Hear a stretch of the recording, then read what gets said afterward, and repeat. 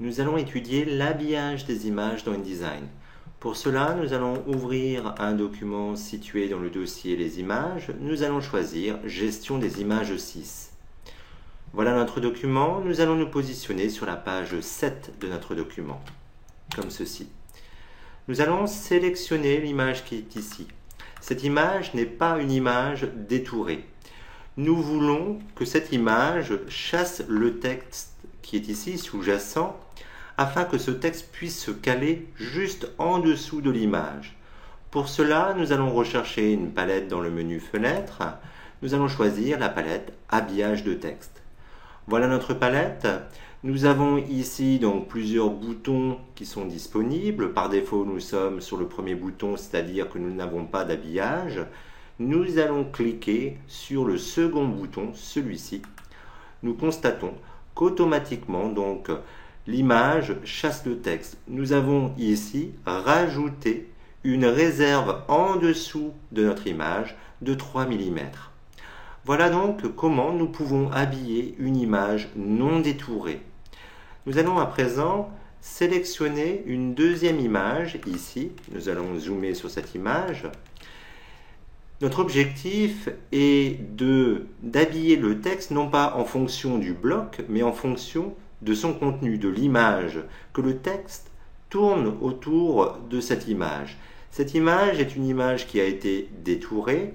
Eh bien, nous allons cliquer ici sur le troisième bouton et nous constatons ici que nous avons bien un détourage qui s'applique et qui s'applique uniquement à l'image. Nous allons jouer ensuite ici sur la réserve. Voilà, nous allons choisir une réserve de 3 mm. Donc, pour une image non détourée, nous avons utilisé ce bouton. Pour une image détourée, celui-ci. Nous allons à présent nous positionner sur une autre page. Nous allons nous positionner sur la page 14 de notre document. Nous avons ici donc une image détourée avec un détourage basé sur un tracé vectoriel. Nous allons sélectionner donc notre bloc et nous allons demander à effectuer donc ici un habillage. Alors nous constatons que cela ne fonctionne pas. En effet, il va falloir indiquer ici que le détourage a été exécuté à partir d'un tracé de type Photoshop. À partir du moment où je choisis ici tracé Photoshop, le détourage fonctionne. Je vais donc pouvoir ici, voilà, tracé Photoshop, je vais pouvoir agir sur la réserve et je vais choisir une réserve de 3 mm également. Nous allons continuer sur la page 20 de notre document. Voilà. Ici, nous avons une image. Nous allons cliquer ici et nous allons choisir ici 3 mm de réserve.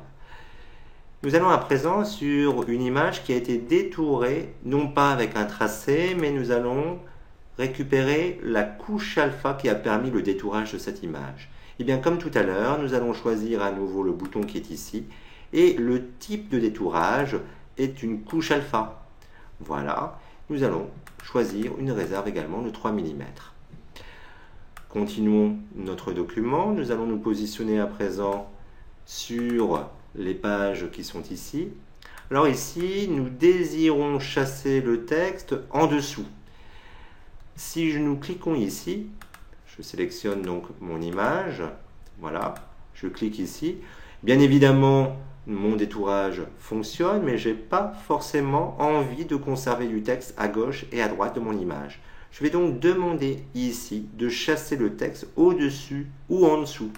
Voilà, voilà. Nous avons donc choisi un habillage un petit peu différent des autres, c'est-à-dire un habillage qui n'accepte pas qu'un texte puisse se caler à gauche ou à droite d'une image. Nous avons terminé notre document.